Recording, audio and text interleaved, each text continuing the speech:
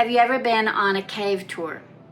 Well, of course you have. And you know that without a guide or an escort, with a light or a flashlight, you'd never make it deep into the cave or out. So this third Devo in this series called the Escort is the light. The flashlights and the lights placed along the paths in a cave are lifesavers. Remember, our definition of an escort as a verb is to be guided somewhere for security by someone with rank. And it would do no good for us to have the flashlight and try to guide the others because we don't know the path in the cave or the pitfalls. Do you know that the book of Job talks about the light in 4 different passages? And the first time is when the wicked go unpunished. Job talks about the light. He says, wicked people rebel against the light. They refuse to acknowledge its ways or stay in its path. And a few verses later, he says, thieves break into houses at night and sleep in the day. They're not acquainted with the light. The black night is their morning, and they ally themselves with darkness.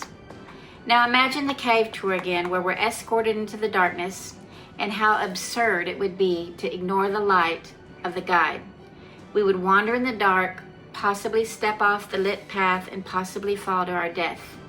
But that's the way of the wicked, or the people that refuse the lighted path and the escort. They don't want the lighted path because they will get caught in their evil deeds. This then implies that there's life in choosing to follow the escort with the light in his hand. In Job 38, God answers back to all of Job's chapters and chapters of questions, and it's one of my favorite passages. God answers Job with his own questions and asks him, where were you when the morning stars sang together, when I created them? He also asked Job, have you ever commanded the morning to appear or the dawn to rise? Well, of course not. Job can't do that. God does. God escorts the light into our day. God then says, as the light comes, the earth then takes shape, and the light disturbs the wicked who were out in the night, the same wicked that Job was complaining about earlier. In verse 19, God says, where does light come from? Where does darkness go? Can you take them to their home, or do you know how to get there? I love God's sarcasm. And he says, well, of course you know this. You're so very experienced. And he asks again, where is the path to the source of light? Of course, Job cannot answer. He cannot command the light. He can't make morning come or dawn arise.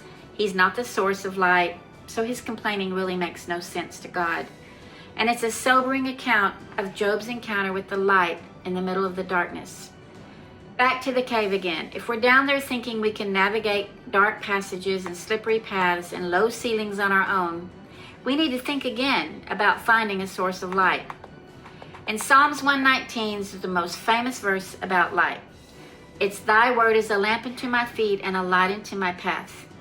Now at the start of that chapter, we read that those who obey the law and search for him with their hearts and don't compromise with evil walk only in his paths and are joyful.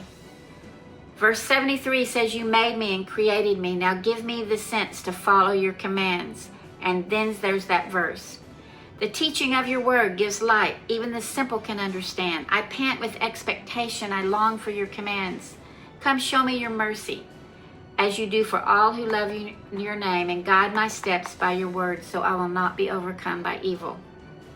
So in summary, there is a light in the darkness and among the evil, and it's wise to follow the one with the light.